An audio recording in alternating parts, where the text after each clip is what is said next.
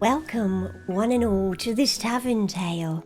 Come, warm yourself by the fire, toast a marshmallow or two, and if it so pleases you, warm your heart a little, for the festival of giving is upon us, and there's a little magic in the air. 'Twas the night before the festival of giving, when all through the house not a creature was stirring, not even a mouse. Well, except for Chris. Chris was a mouse on a mission. For all his speed, agility and cunning, he was at times a little forgetful, and had left his present hunting quite late this year.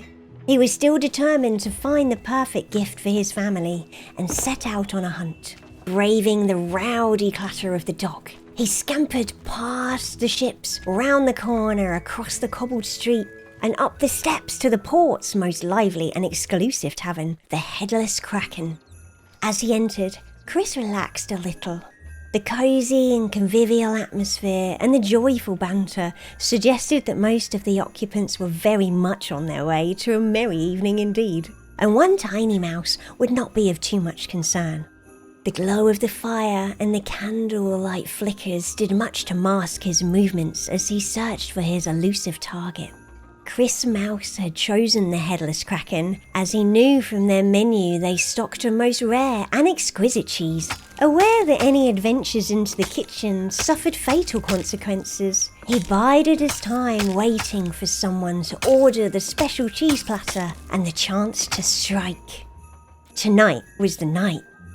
His afternoon stroll around the neighbourhood had proved most profitable, as gossip from the docks had suggested a captain with a passion for cheese had made birth this fine day. What perfect luck, thought Chris. Fine timing indeed. Dashing to the mouse hole near the centre of the wall, he hid and waited for the distinct smell of roaring sans brie. Gently smoked over volcanic ash and aged in molten lava-covered barrels, this cheese was unlike anything else.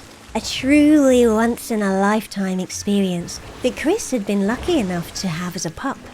He still remembered the smell, all molten and smoky deliciousness, and the texture, slightly crumbly, with a delightful squishiness, and the taste, oh my, strong, flavorful, and truly indescribable.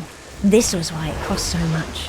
That, and the fact that it was sold in incredibly small batches. Something about danger to life and limb in the making. Chris had not paid too much attention to that part.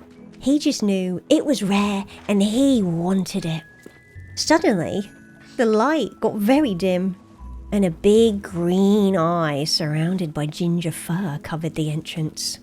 They never used to have a cat here, thought Chris, panicking slightly that this might have been a much more dangerous mission than previously planned. I see you, little mouse, said the cat. What brings you to this place this fine evening? The cat's demeanour was calm and confident, with mannerisms of one who didn't want any trouble but would be quite willing to oblige if push came to shove. Chris wondered if this meeting might be less terminal than originally predicted, and decided that honesty would be the best policy. Good evening, Mr. Cat. I came here specifically as I heard there was a very exclusive cheese that might be being purchased tonight, and, well, sir, I should like to take a small piece to my family as a gift. I do not mean to stay, I am just here for the evening. The cat smiled a perfect sharp-toothed grin. Very well, Mouse. Let me introduce myself. I am Tigerpants. What is your name? Chris was more than a little nervous by this point. I mean, how many predators have a getting-to-know-you conversation with their prey? I am Chris Mouse, Mr. Tigerpants, sir, and if you're going to eat me, I'd rather you just did it as quickly and painlessly as possible, if you please. A deep, low rumble came from within Tigerpants, and suddenly he let out a peal of roaring laughter. Eat you, my friend? No, not this evening. You have arrived with perfect timing, and I have use for you. Perhaps we may strike a deal that could benefit us both. Tigerpants backed away from the hole as a show of good faith, and Chris moved forward a little and peered around the whole wall to reveal a rather large, well-fed ginger and brown cat. Knowing there were limited options for his escape, Chris decided to play along and keep a watchful eye for any last-minute exit strategies. "Well, Mr. Tigerpants, what do you have in mind?" After a few moments of whispering and pointing, both parties separated, and Tigerpants padded over to a cosy spot by the fire, curling up with one large green eye open, surveying the scene. After a few moments, Chris suddenly spied a mug of grog and a particularly glorious platter of cheese speeding its way merrily to a large, surly-looking pirate captain over at table 5. Chris knew this was his moment. He waited for the pirate to settle into his chair and survey the tavern, and then he began his run. Meanwhile, Tigerpants spied the mouse darting across the floor towards the pirate captain, and, in a ginger blur, flew right past the captain's table, intercepting Chris with a deft swipe of his paw. Chris skidded across the floor at high speed, finally stopping just short of the wall. He was lying very, very still.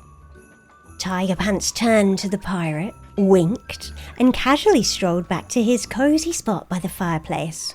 Captain Silvertash got up immediately and rushed to talk to the tavern owner in the hope of procuring the cat's mousing services for his ship, leaving the expensive cheese just sitting there, all alone at the table. Chris cautiously opened an eye and saw that their plan had worked. Tigerpants had wanted to be noticed by the captain for his skill, and Chris now had a chance to steal a fine piece of Roaring Stan's brie with ease. Jumping into Tigerpants' paw had not been as tricky as he'd thought, and had sent him flying across the floor. It had actually been quite fun. Tigerpants was indeed like no other cat he'd met. He suspected he'd make a fine crewmate aboard the captain's ship.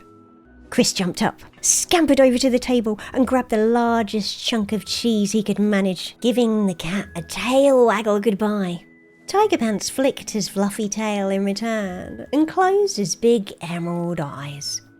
What a night and success! This would be the best festival of giving ever, with much sharing of cheese and celebrations of friendships. Chris Mouse stood at his doorstep and looked up, smiling at the moon as it bathed him in a silvery light. "One day, my friend, maybe I'll get to steal a piece of you too," he said, dreamily grinning. "But for now, season's greetings to you, and to all a good night."